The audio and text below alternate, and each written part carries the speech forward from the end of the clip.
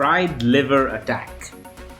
If you are a beginner in chess, there's a high likelihood that you'd have definitely been victim to a fried liver attack. But in today's video, I'm gonna give you something which will help you beat the fried liver. Or shall we say, fry the fried liver. Let's get started.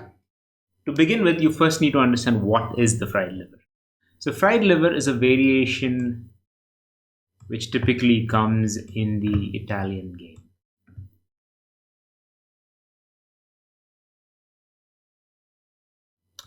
Okay, so this is your pretty much standard, king's pawn opening.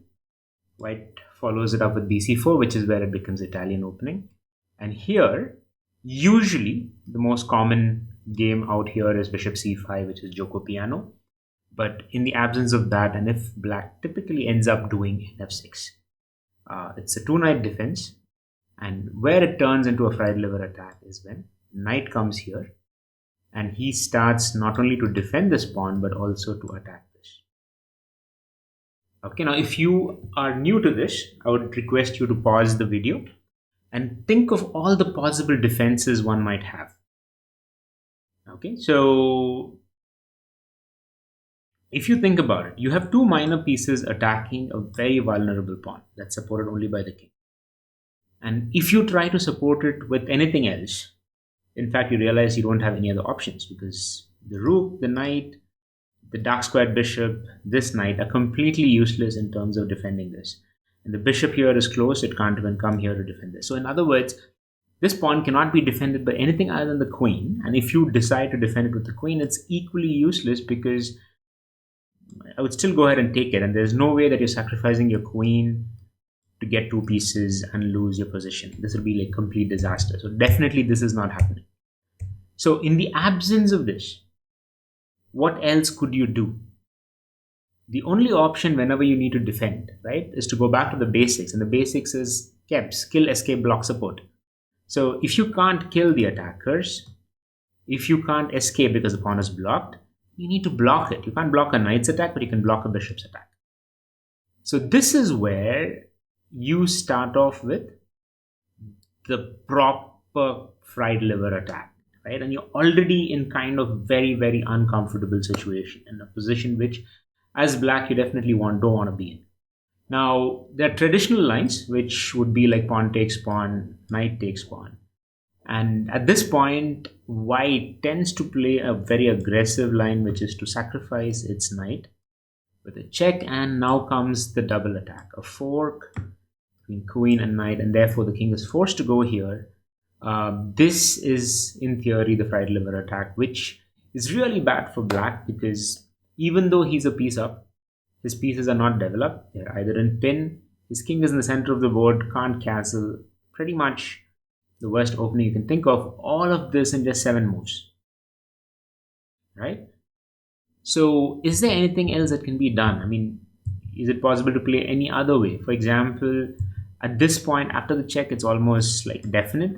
There are a couple of lines here, like, further attacking this, defending this, so on and so forth. We're not going to go deep into fried liver because the focus of today's video is to say what can be the counter attack to fried liver. So what are the other options? At this point, when you take this, it's quite possible that you don't take it back and instead you move your knight here to attack the bishop. Okay, so this is one counter attack where the bishop would give you a check. You can decide to block it, in which case you end up with maybe 3 isolated pawns, which is equally bad for you. So in other words, all the defenses seem to be pretty futile at this point. Could you defend it with a bishop? Yes, you could. But then it puts your bishop, the knight here, in a pretty precarious situation on the edge of the board. So you've got to think a little bit about this. What else can be done? I mean, these are still better off than seeing your king on e6. So here's my suggestion. I want you to try it out on the next game and tell me how it works. When he takes this, you don't move the knight and instead you play b5. Now, this is such a counterintuitive move that it's super unlikely that you'll typically see somebody who understands this variation. In fact, if you notice on the left of the board, you see that this is called the Ulvestad variation. and probably the likelihood is like 1% of getting it right, which is bishop f1.